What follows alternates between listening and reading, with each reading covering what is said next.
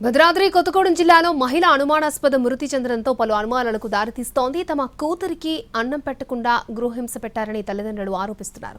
భద్రాద్రి కొత్తగూడెం జిల్లా అశ్వరావుపేటలో పాత రామాలయం వీధిలో నివాసం ఉంటున్న లక్ష్మీ ప్రసన్న అనే మహిళ అనుమానాస్పదంగా మృతి చెందడం కలకలం సృష్టించింది. లక్ష్మీ ప్రసన్న మృతికి భర్త, తల్లి, అక్కబావలే కారణమంటూ లక్ష్మీ ప్రసన్న తల్లిదండ్రులు ఇచ్చిన ఫిర్యాదుతో పోలీసులు కేసు నమోదు చేశారు.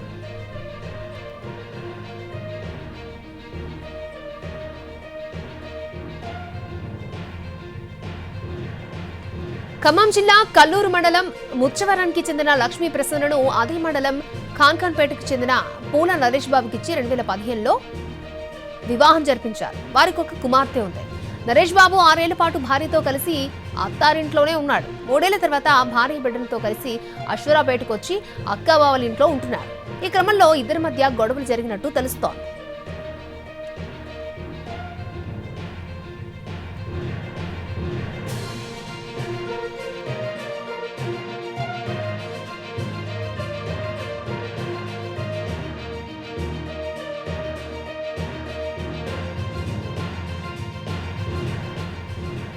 శనివారం నరేష్ బాబు అత్తమామలకు ఫోన్ చేసి లక్ష్మీ ప్రసన్న ఇంట్లో మెట్లపై నుంచి కింద పడిపోవడంతో గాయాలయ్యాయని, దగ్గరలోని రాజమహేంద్రవరం ఆసుపత్రిలో జాయిన్ చేశామని చెప్పాడు. దీంతో వారు ఆసుపత్రికి వెళ్లి చూడగా అప్పటికే లక్ష్మీ ప్రసన్న మృతి చెందింది. ఎముకల గూడులా మారిన ఆమెను కాసేపు గుర్తుపట్టలేకపోయారు. శరీరం అంతా కొత్త గాయాలు, మానిన గాయాలు గుర్తుండడం చూసి తల్లడిల్లిపోయారు. లక్ష్మీ ప్రసన్నను అదనపు కట్నం కోసం నరేష్ బాబు, అతని తల్లి విజయలక్ష్మి, అక్క దాసరి భూలక్ష్మి, బావ శ్రీనివాసరావు హింసించేవారని ఆరోపించారు. మృతురాలి తండ్రి ఇచ్చిన ఫిర్యాదు మేరకు అనుమానాస్పద మృతి కింద కేసు నమోదు చేసి దర్యాప్తు చేస్తున్నట్లు ఎస్ఐ తెలిపారు.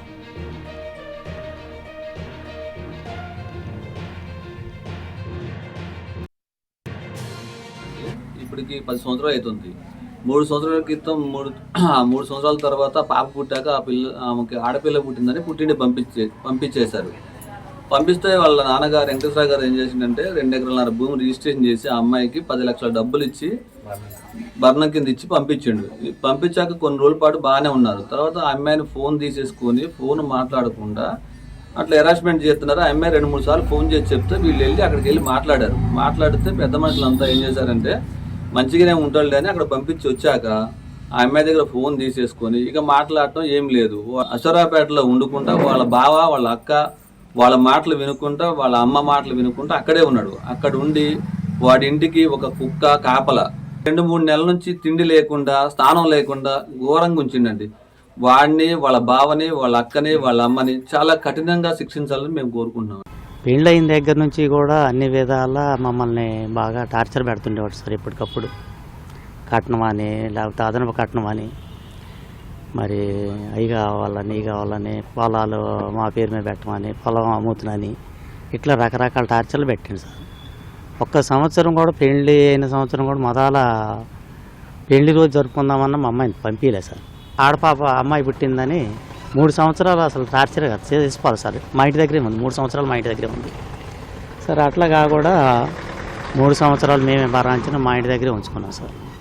నిర్లక్ష్యం చేసి ఆమెను అనేక రకాల టార్చర్లు పెట్టి ఆమెను ఆ విధంగా ఆ కోమలోకి పోవటానికి ఏం జరిగిందో ఆ తర్వాత మాకు తెలియని విషయాలు సార్. అవి వాళ్ళ అక్క, బావ వాళ్ళు గదిలో పెట్టి ఎప్పటికప్పుడు మరి ఖైదీలాగా పెంచి మొత్తం దాన్ని విసించి పాయిజన్గా అసలు ఏమన్నా సోవి పాయిజన్ ఏమైనా ఇచ్చారేమో అనిపిస్తుంది మాకు. అట్లయితే మనిషి ఒక్కసారిగా కళ్ళు తిరిగి కింద పడితే మనిషి చనిపోయింది సార్. సంవత్సరంన్నర అవుతుంది.